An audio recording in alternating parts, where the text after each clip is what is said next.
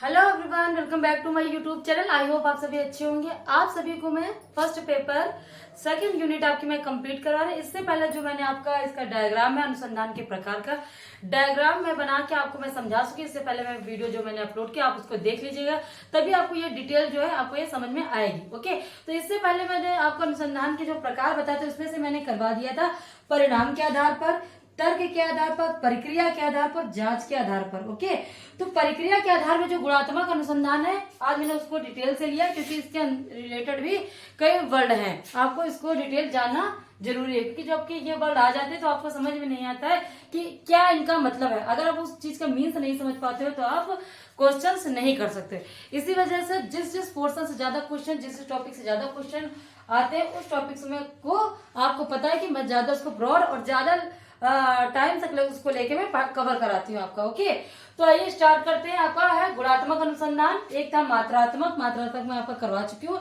उसके बाद आपका है गुणात्मक अनुसंधान। ओके, तो गुणात्मक अनुसंधान आपको मात्रात्मक और गुणात्मक अनुसंधान मैंने नेक्स्ट वीडियो में करवा दिया, आप उसको डिटेल से देख लीजिएगा। ओके, क्योंकि मैं इधर डिटेल से कराऊंगी तो वीडियो लंबी हो जाएगी तो आप पूरी वीडियो नहीं कवर कर पाते हैं। यह समूह केंद्रित गुणात्मक अनुसंधान के अंतर्गत आता है। समूह केंद्रित, प्रत्यक्ष अवलोकन, गहन अध्ययन, कथात्मक अनुसंधान, घटनाजन्य अनुसंधान, निर्जातीय व्यक्ति अध्ययन अनुसंधान, और इसके अंतर्गत भी एक आता है प्रदत्त। ओके, तो समूह केंद्रित अध्ययन क्या होता है? जैसा कि इसमें लिखा हुआ, समूह को किसी विषय वस्तु पर चर्चा करने के लिए एकत्रित करता है। ठीक है, समूह केंद्रित क्या है? किसी भी घटना, कोई भी घटना हो, कोई भी केस होता है तो उसमें एक समूह हम बनाते हैं। ठीक है, ग्रुप वाइज ग्रुप हम डिवाइड कर देते हैं कि आप इसके बारे में देखिए कितना अच्छा आप डिस्क्राइब कर सकते हैं, कितना अच्छा आप बता सकते हो।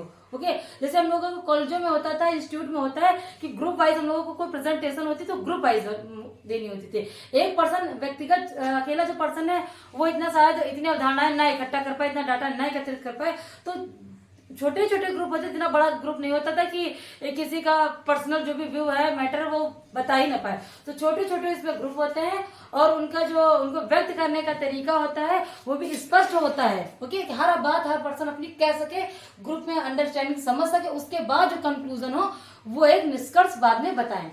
आई होप आप सभी को समझ में आ रहा होगा। तो क्या है, समूह को किसी विषय वस्तु, मतलब कोई विषय वस्तु, मतलब कोई भी चर्चा, समस्या, विषय वस्तु पर चर्चा करने के लिए एकत्रित करता है। ठीक है, समूह में सदस्य की संख्या कम रखी जाती है। क्यों रखी जाती है? ताकि सदस्य स्वयं अधिक स्वतंत्र व्यक्त कर सके।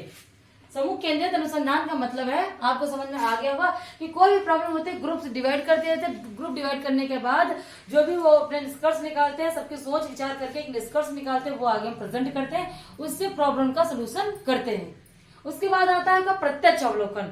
अवलोकन भी कई प्रकार का होता है, एक होता है प्रत्यक्ष, एक होता है अप्रत्यक्ष। तो प्रत्यक्ष का मैंने मतलब बताया था कि जो सामने आपको दिख रहा है, जैसे मैं आपको पढ़ा रही हूँ, ये बोर्ड मेरे प्रत्यक्ष, इस पे जो कुछ लिखा है मैं आपको रियल वो चीजें मैं बता सकती हूँ। ठीक है, तो प्रत्यक्ष अवलोकन का मतलब है किसी घटना, किसी समस्या को पॉइंट टू पॉइंट, जैसे कि हम देख रहे हैं उस समस्या को वैसे देखकर आपके सामने प्रेजेंट करना, जो भी उसका निष्कर्ष है वो अपने लिख के आगे बताना या किसी को समझाना, या आप उसके अकॉर्डिंग आप किसी निष्कर्ष पर पहुंच सकते हैं। ठीक है, प्रत्यक्ष अवलोकन में यही होता है। प्रत्यक्ष अवलोकन का हम लोगों का होता है कि कभी कभी निष्कर्ष सही निकलता है, कभी कभी हमारा निष्कर्ष सही नहीं निकलता है, क्योंकि हम जो चीजें देख रहे हैं हम अपने पॉइंट ऑफ व्यू से उस चीजों को समझ रहे हैं। ओके, हम अपने पॉइंट ऑफ व्यू से समझ रहे हैं तो हमारा पॉइंट ऑफ व्यू शायद जरूरी नहीं है कि सही हो, गलत भी हो सकता है।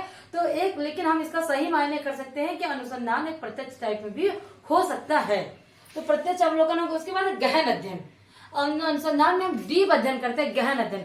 एक अध्ययन होता है गहन अध्ययन, उसमें विचार करना, काफी सोचना, विचार करना। प्रत्यक्ष अवलोकन का मतलब हमने जो चीजें देखी है उसके बारे में हमने कंक्लूजन निकाल दिए। लेकिन गहन अध्ययन का मतलब है प्रॉब्लम्स हमारे पास है, कोई भी समस्या हमारे पास, लेकिन उस पर हमको विचार करना है।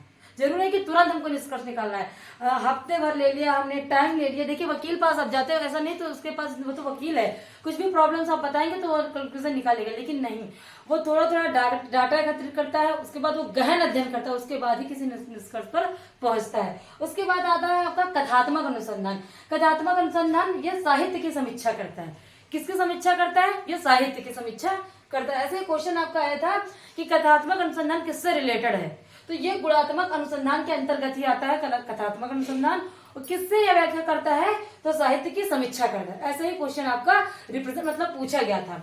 फिर घटना जन अनुसंधान क्या है, ये तो नाम से ही पता चल रहा है, घटना जन, तो किसी घटना के बारे में, ओके, किसी घटना के बारे में आप जो भी अवलोकन करते हो, जो भी चीजें आप देखते हो घटना कि क्या है, घटना कैसे हो रही है, वर्तमान में घटित किसी प्रक्रिया का, घटना विशेष का उसकी स्वाभाविक या वास्तविक परिस्थितियों में उसका अध्ययन करते हैं। ठीक है, घटना विशेष के बारे में उनके अनुभव को समझने का प्रयास करना। ठीक है, जो भी कोई घटना हो गई है वो वास्तविक स्थिति में जैसी वो घटना है उसके बारे में उन लोगों से जिसके साथ हुई है, जिस परिस्थिति में हुई है, उनको एज इट इज उसी वे में हम समझने की कोशिश करते हैं। जैसे कहीं क्राइम हो जाता है तो हम क्या करते हैं कि उतनी जगह को हम सील कर देते हैं और तुरंत पुलिस आती है, वहां पे किसी को जाने नहीं देती है कि अगर शायद एयर फेयर हो गया हो, हमको उसी चीज को वैसे ही फॉर्म में समझना है जैसे कि वहां पे घटना हुई है, तो उन चीजों को वैसे अच्छे तरीके से समझ सकते हैं। प्लेस आपका वही है लेकिन आपने उसमें तितर बितर सामान कर दिया तो पुलिस उसका एग्जैक्ट मतलब चीज समझ नहीं पाएगी कि कैसे क्या वहां पे हुआ था, तभी देखते हैं आपको वहां जाना आना मना हो जाता है और उस इंसान से पूछताछ की जाती है, चाहे तो किसी और से कर ले, लेकिन जिससे घटना घटित होती है उसी से पूछती है, शायद ज्यादा वास्तविक और रियल आपका उसका अनुभव आपको बता सके। घटना जन अनुसंधान। उसके बाद आता है निर्जातीय जातिवत्व। तो निर्जातीय जातिवत्व क्या होता है, यह अनुसंधान मूल रूप से मानव शास्त्र में है। ठीक है, यह अनुसंधान किसमें किया जाता है, तो मानव शास्त्र, ठीक है, मानव शास्त्र में किया जाता है। उसके बाद आता है व्यष्टि अनुसंधान, अध्ययन अनुसंधान। इसको देखिए क्वेश्चन गिरा, पहले देख लीजिएगा ये टॉपिक। अगर आपका क्वेश्चन पूछा है निर्जाति पूछेगा तब भी वही है, ये जातिवृत्त पूछेगा तब भी वही है, और अगर आपको पूछता है मानव शास्त्र तो आप इसमें घबराइए कि बिल्कुल नहीं, ये सब गुणात्मक अनुसंधान के ही सब रूप हैं। ओके, ये आता है व्यष्टि अध्ययन अनुसंधान। इसका मतलब होता है इंग्लिश में इसको बोलते हैं केस स्टडी। किसी चीज का अब मतलब आप समझ गए होंगे। देखिए इसकी हिंदी कितनी क्लिष्ट लिखी हुई है, लेकिन अगर आप इसको इस तरह से पढ़ते हैं कि केस स्टडी तो शायद आपको समझ में आ जाएगा कि जीवन चक्र को समझना। केस कहते हैं ना कि हमको ये केस मिला, अब इसको हमको समझना है, तो देखिए वो केस फैमिली से भी रिलेटेड हो सकता है, आपके पूरे ग्रुप से रिलेटेड हो सकता है, पूरे समुदाय से रिलेटेड हो सकता है। कोई भी जैसे प्रॉब्लम्स आती है हम लोगों को, किसी के पर भी आती है, तो यह एक व्यक्ति, परिवार, समूह सदस्य में हो सकता है या सामाजिक इकाई का एक समग्र रूप में परीक्षण करता है। इस अध्ययन का मुख्य उद्देश्य इकाई के जीवन चक्र को समझना होता है। इससे प्रदत्त गुणात्मक होते हैं। व्यक्ति को अध्ययन के लिए इकाई का चयन सावधानी पूर्वक करना होता है। ठीक है, इसमें हमने परिवार की कोई प्रॉब्लम ले लिया, हमने परिवार को ले लिया, अब हमको उसको पूरा समझना है। एक एक डाटा हम अलग अलग एकत्रित करते हैं, उसके बाद हम उन चीजों को अच्छे से गहराई से उसको अध्ययन करते हैं, बाद में हम किसी निष्कर्ष पे पहुंचते हैं। कोई भी समस्या हो सकता है, केस का मतलब है किसी से हो सकता है पूरा मतलब सर्कल, कब हुआ, कैसे हुआ, क्यों हुआ, पूरा हम उसकी जानकारी जानते हैं। उसमें क्या हो सकता है, परिवार भी हो सकता है, व्यक्ति भी हो सकता है, समूह भी हो सकता है, समुदाय भी हो सकता है। तो व्यक्ति अध्ययन अनुसंधान या व्यक्ति या केस स्टडीज को बोलते हैं। इसी के बाद आपका जी के बाद आता है, इसके बाद एच आपका टॉपिक आता है प्रदत्त। क्या बोलते हैं, प्रदत्त अध्ययन। इसके बाद आता है आपका प्रदत्त। ओके, आप स्क्रीनशॉट लेते तो पहले स्क्रीनशॉट ले लीजिए, और अगर आप नोट्स बनाते रखते चल रहे हैं तो आप नोट्स भी बना सकते हो। तो प्रदत्त आधारित का मतलब है इसमें शोधकर्ता जो होता है वो एकत्रित किए गए प्रदत्तों का विश्लेषण कर सिद्धांत को विकसित करता है। ठीक है, जो उसने डाटा एकत्रित किया होता है उसके बाद वो एक निष्कर्ष निकलता है, सिद्धांत बनाता है, एक नियम बनाता है। जैसे कि आपने उसका गुरुत्वाकर्षण का नियम देखा था, न्यूटन साहब ने बनाया था, तो पहले उन चीजों को उन्होंने देखा था, अच्छे से रियलाइज किया था, उसके बाद उन्होंने एक नियम बनाया था कि पृथ्वी जो गुरुत्वाकर्षण की ओर है, ठीक है, जो चीज हम ऊपर को फेंकेंगे वो नीचे की तरफ आएगी। तो पहले उन्होंने डाटा को अच्छे से देखा था। प्रदत्त इसमें विश्लेषण आपका अनुसंधान प्रदत्त। तो हम डाटा को अच्छे से देखते हैं, एकत्रित करते हैं, उसके बाद हम एक नियम बनाते हैं। ये आपका हो गया प्रदत्त अनुसंधान। ओके, अब आपका गुणात्मक अनुसंधान के अंतर्गत जितने टॉपिक्स हैं जो मैंने आपको क्लियर कर दिया, उसके बाद मैं आपको पढ़ाऊंगी। उसके बाद आपका आता है अवधारणा के आधार पर। ठीक है, अवधारणा के आधार पर हमारे अनुसंधान होते हैं वैचारिक और अनुभव सिद्ध। वैचारिक और अनुभव सिद्ध, इसके बाद इसको हम डिस्क्राइब करके पढ़ेंगे, और इसके बाद हम पढ़ेंगे उद्देश्यों के आधार पर अनुसंधान। तो उद्देश्यों के अनुसंधान के बाद आपका ये जो है टॉपिक ये आपका क्लियर हो जाएगा। मोस्ट इंपॉर्टेंट आपका ये टॉपिक है, नोट्स बना लीजिए। अब आपका आता है उद्देश्यों के आधार पर अनुसंधान। तो उद्देश्यों के आधार पर अनुसंधान कितने प्रकार का होता है, आपका होता है 5 प्रकार का। तो उद्देश्यों के आधार पर अनुसंधान का मतलब क्या है, कि उद्देश्य के आधार पर क्या है। तो उद्देश्य का मतलब है कि हम जो उद्देश्य निर्धारित करते हैं पता चलता है कि सही मार्ग पर हम चल रहे हैं कि नहीं चल रहे हैं। ओके, जैसे कि किसी घटना का वर्णन करना, हम किसी भी घटना का वर्णन करते हैं, उसको सही से बताते हैं, तो उसके पीछे कारणों को जानना। किसी घटना है तो उसके पीछे हम कारण को जानते हैं, फिर उसके कारकों का संबंध कि जो कारण, जिस कारण से हुई है घटना, तो उसके पीछे का रीजन क्या है, क्यों हुई, क्या उनका मतलब कारण था, क्या रीजन था, तो ये घटना हुई है। तो ये उद्देश्य है हमारे, किस पर्पज से हम ये अनुसंधान करते हैं, किस पर्पज से हम ये काम कर रहे हैं।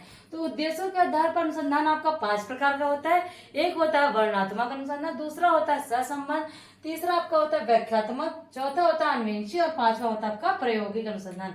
वर्णनात्मक अनुसंधान के भी आपके 3 टाइप्स हैं। वर्णनात्मक अनुसंधान, जैसा कि नाम से ही पता है, वर्णन करना, किसी चीज को डिस्क्राइब करना।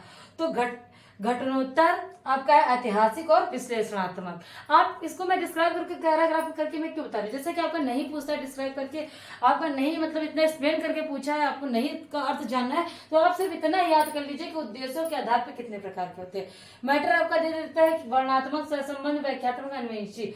इसके अंतर्गत कोई एक और मतलब दे दिया तो आपको पता नहीं चल पाएगा किसके से रिलेटेड और कौन सा है किसके अंतर्गत। तो आपको ये जरूर डिटेल आपको याद करनी होगा पैराग्राफ, और अगर आप वो बना रहे डायग्राम तो आप डायग्राम जरूर बना लीजिएगा। उसके बाद स्क्रीनशॉट लेना तो आप स्क्रीनशॉट लेके जरूर कर लीजिएगा, क्योंकि मैं ऐसा करती हूँ कि आपको मैं इतना डिस्क्राइब से इतना समझा दूं कि आपको नोट्स बनाने की आवश्यकता ना पड़े। मैं बताती हूँ कि नोट्स आप क्यों बनाए, कब बनाइए। तो जो चीजें हैं कॉन्सेप्ट आप उनको समझ लीजिए, जो चीजें आपको समझ में नहीं आती आप सिर्फ उनको नोट डाउन करिए, क्योंकि लिखा तो किताबों में भी बहुत है, हर जगह पर लिखा है, लेकिन आपको उन चीजों को सिर्फ समझना, माइंड में लेना है। ओके, तो इसको हम डिटेल से आगे देखते हैं। जैसा कि आप सभी को पता है कि वर्णनात्मक किसी चीज का, मैं आपको ऐसे थ्योरिटिकल में आपको समझा रही हूँ, जो भी टॉपिक के पॉइंट समझ में नहीं आ रहा तो आप वीडियो पुश करके आप उसको नोट डाउन भी कर सकते हो। ओके, तो वर्णनात्मक का मतलब किसी भी समस्या, कोई भी प्रॉब्लम्स हो, कोई भी कारण हो, उसको हमको डिस्क्राइब से उसका वर्णन करना, पता करना। जैसे अनुसंधान की स्थिति है, वर्णन करना है, या क्या है या क्यों हो रहा है, क्या जैसे प्रश्नों का उत्तर देने के लिए प्रयास किया जाता है। इसमें रिपोर्ट करने जैसा है। ठीक है, उसमें होता है यह समस्या क्यों है, क्या है, कब हुई, उनका कारण हमको उसमें पता करना होता है वर्णनात्मक अनुसंधान। उसका पूरा मतलब डिटेल हमको निकालना होता है, पूरी प्रॉब्लम्स का ए से लेके जेड तक पूरे पार्ट को खंगाल के कोई भी जब कंक्लूजन हमको निकालना होता है वर्णनात्मक। समझ में आपका आ गया, क्योंकि आप ऐसे भी लिखते होंगे तो उसमें वर्णनात्मक टाइप में आप लिखते होंगे। अगर आपको लॉन्ग वाला जो क्वेश्चन आता है उसका लघुत्तरी जिसको बोलते हैं, तो लघुत्तरी में हम क्या करते हैं, उसका अर्थ, विशेषताएं, परिभाषाएं, कारण, जो भी आई थिंक जितना भी होता है, तो हमको पूरा उस क्वेश्चन को हम डिस्क्राइब करके लिखते हैं। ओके, उसके अंतर्गत घटनोत्तर, ऐतिहासिक विश्लेषण। तो घटनोत्तर आपका क्या है, घटनोत्तर आपका है कि किसी भी घटना का, जैसे सामाजिक विज्ञान और व्यवसायिक संगठनों में यह प्रयोग किया जाता है। यह अनुसंधान किसी घटना के संदर्भ में आयोजित किया जाता है। यह मूल रूप से घटना के स्वतंत्र चर से संबंधित है। ठीक है, यह घटना के स्वतंत्र रूप से संबंधित है, इसमें घटना के बारे में जाना जाता है। ऐतिहासिक आपका क्या है, देखिए ऐतिहासिक अनुसंधान काफी बार पूछा जाता है, ये मोस्ट इंपॉर्टेंट आपका है। जिस टॉपिक में आपको मोस्ट इंपॉर्टेंट होता है मैं आपका लिख देती हूँ कि ये मोस्ट इंपॉर्टेंट है एग्जाम के दृष्टि से। तो ऐतिहासिक क्या है, जो हम इतिहास का रिसर्च करते हैं इतिहास में, उसको हम इतिहास पढ़ते क्यों हैं, वो तो इतिहास से बीता हुआ चीजें हो चुकी हैं, हमको इसके पढ़ने की आवश्यकता। कभी आपने ये सोचा कि इसका क्या पढ़ने का लॉजिक है, इतिहास पढ़ने का क्या लॉजिक। तो हमारा ये लॉजिक है जो हमारी चीजें इतिहास में हो चुकी हैं वो सही है नहीं, उनके अकॉर्डिंग ही चला जाए, जो पीढ़ियों से होता चला है, कि शायद उसको अब सुधारने की आवश्यकता है। ओके, तो इसमें क्या रिसर्च किया जा सकता है, इसके अकॉर्डिंग मैं आपको बता रही हूँ कि इस अनुसंधान में अनुसंधानकर्ताओं से यह अपेक्षा की जाती है कि वर्तमान हालातों के परिप्रेक्ष्य में भूतकालीन तथा वर्तमान घटनाओं की चर्चा करें।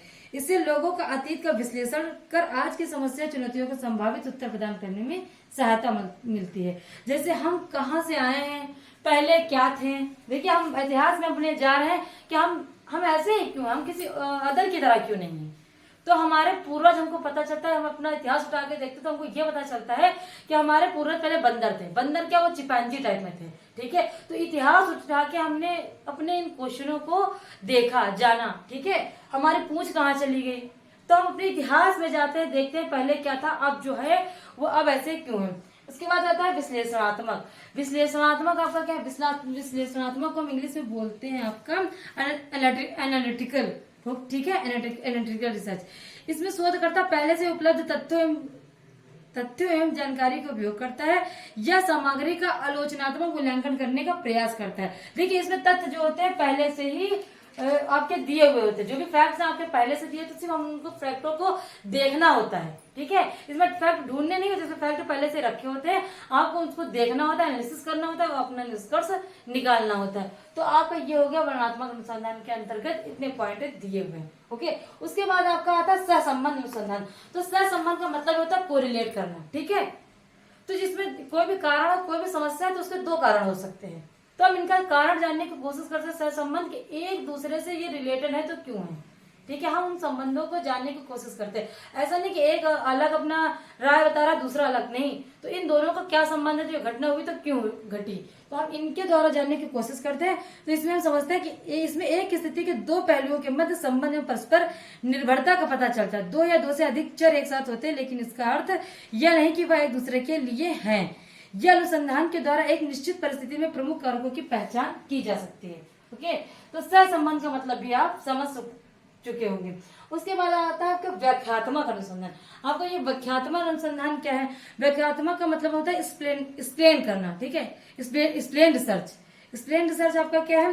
तो इसमें होता है व्याख्यात्मक अनुसंधान एक स्थिति या घटना के दो पहलुओं के मध्य कैसे और क्यों जैसे सवालों का जवाब देने की चेष्टा की जाती है। उदाहरण के लिए रटने के फलस्वरूप परीक्षा से संबंधित तनाव क्यों होता है, तनाव की वजह से हृदय रोग उत्पन्न। इसमें क्या होता है? व्याख्यात्मक क्यों के सवाल का आंसर मिलता है। ठीक है, क्यों, जैसे एग्जाम में टाइम में हम जो रटने की प्रक्रिया करते हैं, हम बहुत जल्दी रटते हैं, लेकिन रटने से हमको क्या होता है, याद भले ना हो, लेकिन हमारे उस टाइम में ऐसी सिचुएशन बन जाती है कि हमको रटना पड़ता है। लेकिन जब रटते हैं हमारे पास प्रेशर ज्यादा होता है, तो हमारे देखिए हार्ट संबंधी बीमारी हो जाती है। कभी कभी हम इतना घबरा जाते हैं एग्जाम के टाइम, देखिए हमारे हार्ट बीट कितनी तेज बढ़ जाती है। तो हम इसका कारण जानने की कोशिश करते हैं कि ऐसा क्यों होता है और ये कैसे होता है। वहीं पे आपका एक, इसको हम कारण अनुसंधान भी बोलते हैं। व्याख्यात्मक अनुसंधान में कैसे और क्यों का पता लगाया जाता है, इसको हम इस वजह से कारण अनुसंधान भी कहते हैं। अगर आपको क्वेश्चन आता है कि कारण अनुसंधान किसको बोलते हैं, तो व्याख्यात्मक अनुसंधान को हम कारण अनुसंधान भी बोलते हैं। अन्वेषी अनुसंधान क्या है? अन्वेषी को हम इंग्लिश में बोलते हैं आपका exploratory research. Okay, exploratory research आपको इसको बोलते हैं, आपका व्याख्यात्मक अनुसंधान को एक्सप्लोरेटरी बोलते हैं। उसके बाद आपका आ जाता है अनुसंधान मूलक या अन्वेषी अनुसंधान, इसको बोलते हैं एक्सप्लोरेटरी रिसर्च। ठीक है, एक्सप्लोरेटरी रिसर्च। तो इसके अंतर्गत आपको क्या आता है? तथ्यों को जानना। हम फैक्ट को जानते हैं, समस्याओं को स्पष्ट करते हैं, उपकल्पना को बनाते हैं, निर्धारित करते हैं, उद्देश्यों को निर्धारित करते हैं। और उद्देश्य को कैसे निर्धारित करते हैं? अपने अनुभव से। किस विधि से इसको करते हैं? अनुभव विधि से, सर्वेक्षण विधि से, साक्षात्कार विधि से। ओके, तो हम कितनी विधियों से इसका अन्वेषण करते हैं, कितनी विधियों से इन चीजों को जानते हैं? तो अनुभव से, सर्वेक्षण से, साक्षात्कार से। ये विधि क्या है? ये विधि तथ्यों को जानती है, समस्याओं को स्पष्ट करती है, उपकल्पना बनाती है। इससे पहले मैंने क्लास ली थी उपकल्पना के बारे में, उसको आप जरूर देख लीजिएगा कि उपकल्पना किसको बोलते हैं। उसके बाद उसका उद्देश्य जानते हैं, जो कल्पना बना रहे हैं, समस्या का निदान हम कर रहे हैं, तो उसका उद्देश्य जानने की कोशिश करते हैं। उद्देश्य जानने के बाद हम किन विधियों से उनको दूर करते हैं, तो अनुभव, सर्वेक्षण और साक्षात्कार। तो प्रायोगिक अनुसंधान आपका क्या है? प्रायोगिक अनुसंधान आपका क्या है? तो प्रायोगिक अनुसंधान को बोलते हैं एक्सपेरिमेंट। ठीक है, प्रयोग को हम एक्सपेरिमेंट रिसर्च ही बोलते हैं। तो इसमें किसका पता चलता है प्रयोग में? तो कारण, पहले तो आपका कारण का पता चलता है और फिर उसके संबंध का पता चलता है आपका। ठीक है, प्रयोग जब करते हैं तो हम क्या उसमें पता करते हैं, किस कारण से ये चीजें जुड़ी है, क्या इनका संबंध है। ठीक है, प्रयोगिक प्रयोग जो एक्सपेरिमेंट हम लोग करते हैं प्रयोगशाला में, जो भी एक्सपेरिमेंट हम करते हैं, तो उसमें हम यही कारण जानने की कोशिश करते हैं, ये इसका कारण क्या है और इसमें संबंध क्या है। तो आपको ये चीजें आपको अच्छे से समझ में आ गई होंगी। अगर आपको इसमें से कोई चीज आपको समझ में नहीं है तो आप इसको कमेंट भी कर सकते हैं। कमेंट करके मैं आपको उन चीजों को, डाउट्स को क्लियर कर दूंगी। देखिए आपका था एक, आपका इसमें था एक्सप्लेनेटरी। देखिए इसको एक्सप्लेन बोलते हैं व्याख्या को, और अन्वेषी को आपका एक्सप्लोरेटरी बोलते हैं। ठीक है, इसमें ओ है एक्सप्लोरेटरी और इसमें आपका ए है। ठीक है, इतना अंतर है इंग्लिश में इसके, एक्सप्लेन और एक्सप्लोरेटरी, इसमें ओ बनता है। आप इतना देख लीजिएगा। आपको अगर नहीं समझ में आता तो आप हमको कमेंट कर दिएगा, मैं उसकी इंग्लिश भी आपको लिख सकती हूँ। लेकिन वीडियो लंबी ना हो, क्योंकि आप ज्यादा लॉन्ग वीडियो है आप देखते नहीं चाहिए, जितना मैं एक्सप्लेन से आपको अच्छे से समझाऊं। आपको वीडियो अच्छी लगी तो प्लीज लाइक जरूर करिएगा, नए आए हो तो आप सब्सक्राइब जरूर कर लीजिएगा। Thank you for watching my video. Complete करते हैं। तो अवधारणा के आधार पर रिसर्च कितने प्रकार का होता है? अवधारणा के आधार पर रिसर्च दो प्रकार का होता है, एक होता है अनुभव सिद्ध, दूसरा होता है वैचारिक अनुसंधान। ओके, अनुभव सिद्ध, ये नाम से ही आपको पता चल रहा है कि अनुभव, एक्सपीरियंस, ठीक है, अनुभव सिद्ध, जिसको एक्सपीरियंस हो जाता है उसके बाद वो रिसर्च करता है। और रिसर्च करता है तो ऐसे नहीं कर लेता, जब वो चीजों को देखता है उसके अंदर एक्सपीरियंस होता है तो वो जो रिसर्च होता है बहुत प्योर होता है और सही भी होता है। चलिए जानते हैं इन्होंने क्या बताया। इस अनुसंधान में शोधकर्ता, जो शोध करता है, जो रिसर्च करता है, ठीक है, तो शोधकर्ता परिकल्पना तैयार करते हैं। परिकल्पना, जो चीजें हम सोचते हैं, विचारते हैं, क्योंकि हम ऐसी चीजें कोई करने नहीं लगते, पहले हम उसके बारे में कुछ ना कुछ आइडिया लगाते हैं, ठीक है, उन आइडिया को हम क्या बोलते हैं, परिकल्पना तैयार करते हैं और अपनी परिकल्पनाओं को सत्य और असत्य सिद्ध करने के लिए प्रदत्त एकत्रित मतलब डाटा एकत्रित करते हैं, प्रदत्त एकत्रित करते हैं। शोधकर्ता का तथ्यों पर नियंत्रण रहता है। तो अनुभव सिद्ध क्या रहता है कि जो भी हम परिकल्पना बनाते हैं वो सत्य भी हो सकती है और असत्य भी। जो हम सोचते हैं, ऐसा नहीं है कि हमने रिसर्च किया तो एकदम सही हर चीजें हो, कुछ जो गलत चीजें थी तो गलत साबित हो जाती है, जो सही होती है वो सही साबित हो जाती है। तो एक रिसर्च का आपका ये टाइप्स हो गया है। तो परिकल्पना को सत्य और असत्य सिद्ध करने के लिए प्रदत्त एकत्रित करते हैं। शोधकर्ता का तथ्यों पर नियंत्रण रहता है, ठीक है, ये तथ्यों पर नियंत्रण रहता है। फिर आपका वैचारिक अनुसंधान, ये कौन सा अनुसंधान है? तो दार्शनिकों और जो वैचारिक अनुसंधान है वो दार्शनिकों और विचारकों द्वारा नई अवधारणाओं को विकसित करने और उनकी व्याख्या करने के लिए प्रयोग किया जाता है। ओके, तो ये कौन सा अनुसंधान, ये पूछा जाता है, काफी बार पूछा गया, अनुभव सिद्ध और वैचारिक अनुसंधान, ठीक है, ये आपका आया था मैचिंग वर्ड में, ठीक है, ये आया था 2020 का क्वेश्चन है। और एक आया था घटनाजन्य, जो मैं आपको आगे डिस्क्राइब में पढ़ूंगी, मैं आपको क्वेश्चन बता रही हूँ। ये वर्ड थे, अनुभव सिद्ध था, वैचारिक था, घटनाजन्य था, और एक आपको कुछ मुझे एक नहीं आता, लेकिन 3 टॉपिक्स आपके थे मैचिंग वर्ड में। तो वैचारिक अनुसंधान आपका क्या है? दार्शनिकों, विचारकों द्वारा नई अवधारणाओं को विकसित करने, उनके व्याख्या करने के लिए प्रयोग किया जाता है। यह अमूर्त विचारों और सिद्धांतों से संबंधित है, ठीक है, ये अमूर्त विचारों और सिद्धांतों से संबंधित है। आई होप आपको समझ में आ गया होगा। आप स्क्रीनशॉट ले लीजिए, आप लिख